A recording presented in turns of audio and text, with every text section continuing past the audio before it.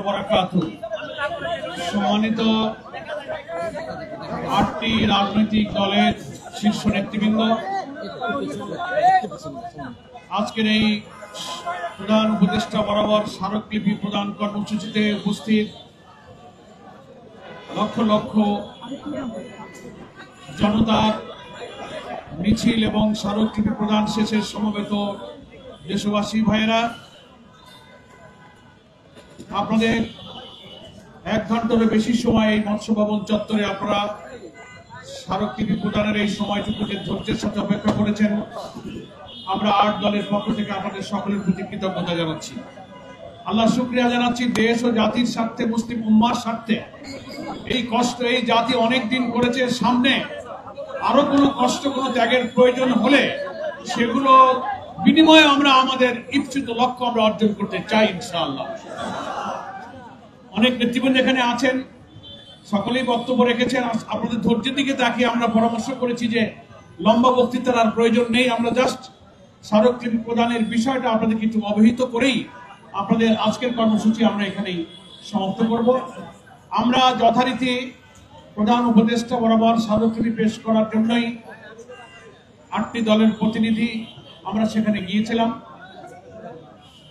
সেখানে মাননীয় প্রধান উপদেষ্টার কার্যালয়ের মহাপরিচালক উপস্থিত ছিলেন।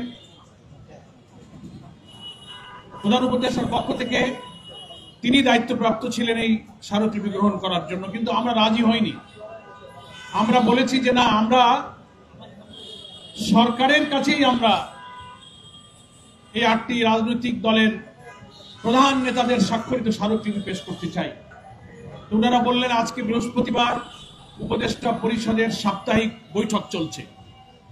তখন প্রধান উপদেষ্টা সভাপতিত্বে উপদেষ্টা পরিষদের বৈঠক চলছিল। আমরা তখনও বলেছি না, তাহলেও ওই বৈঠকে আপনারা খবর দেন যে আমরা এইভাবে স্মারকলিপি এখানে মহাপরিচালকের কাছে হস্তান্তর করব না। কমপক্ষে প্রধান উপদেষ্টার একজন প্রতিনিধি, একজন উপদেষ্টাকে এখানে আসতে হবে কমপক্ষে। তো মহাপরিচালক মহোদয় আমাদের কথার প্রতি সম্মান প্রদর্শন করে প্রধান উপদেষ্টার সেই উপদেষ্টা পরিষদের বৈঠক যেখানে চলছিল সেখানে তিনি মেসেজ দিয়েছেন। আমাদের মেসেজ পাওয়ার পর প্রধান উপদেষ্টা মহোদয় উপদেষ্টা পরিষদের বৈঠক থেকেই মাননীয় শিল্প উপদেষ্টা জনাব আদিলুর রহমানকে বৈঠক থেকেই তিনি আমাদের কাছে পাঠিয়েছেন। তো উপদেষ্টা পরিষদের বৈঠক থেকে উঠে আমাদের এখানে আসতে গিয়ে যতটুকু সময় লেগেছে এ কারণেই কিছুটা বিলম্ব হয়েছে। উনি প্রধান উপদেষ্টার নির্দেশে বৈঠক থেকে আমাদের এখানে ছুটে এসেছেন এবং আমরা 8 দলের শীর্ষ নেতৃবৃন্দ সেখানে উপস্থিত ছিলাম।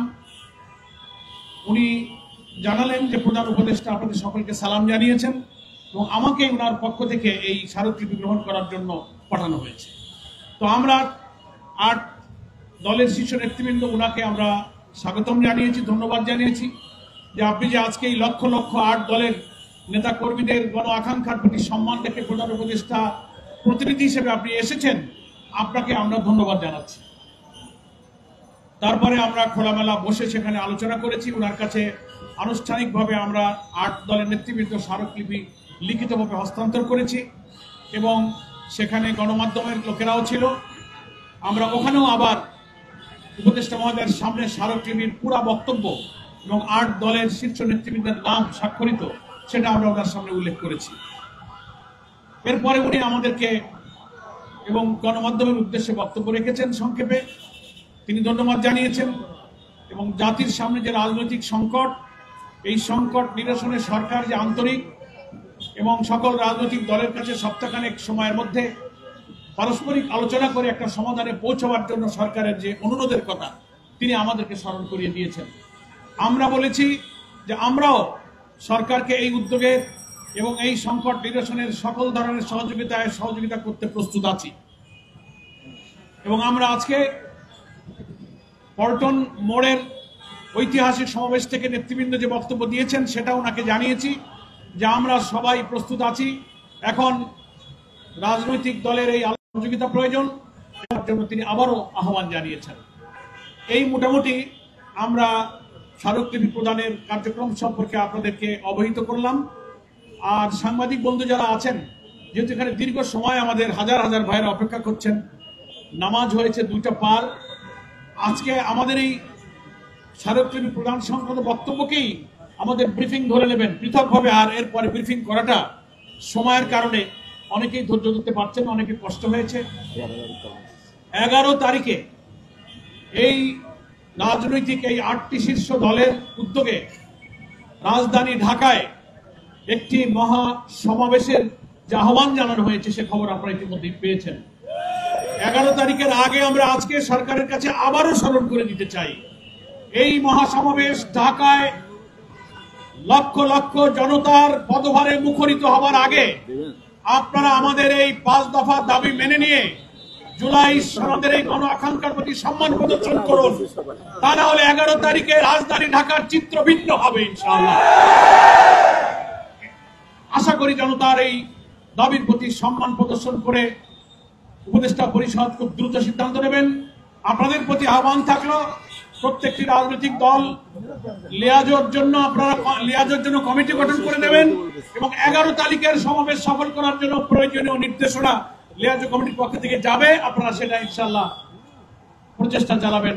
সকলকে, সাংবাদিক বন্ধু, প্রশাসনিক দায়িত্বে যারা দায়িত্ব পালন করেছেন, আমাদের সুশৃঙ্খল এই লক্ষ লক্ষ মানুষের মিছিলকে যারা সহযোগিতা করেছেন, আমরা সকলকেই ধন্যবাদ জানিয়ে আজকে আমাদের এই কর্মসূচি এখানেই সমাপ্ত করছি। ওমা তৌফিক ইল্লা বিল্লাহ। আসসালামু আলাইকুম ওয়া রাহমাতুল্লাহি ওয়া বারাকাতুহু। সুবহানাকা আল্লাহুম্মা ওয়া বিহামদিক আশহাদু আল্লা ইলাহা ইল্লা আনতা আস্তাগফিরুকা ওয়া আতুবু ইলাইক।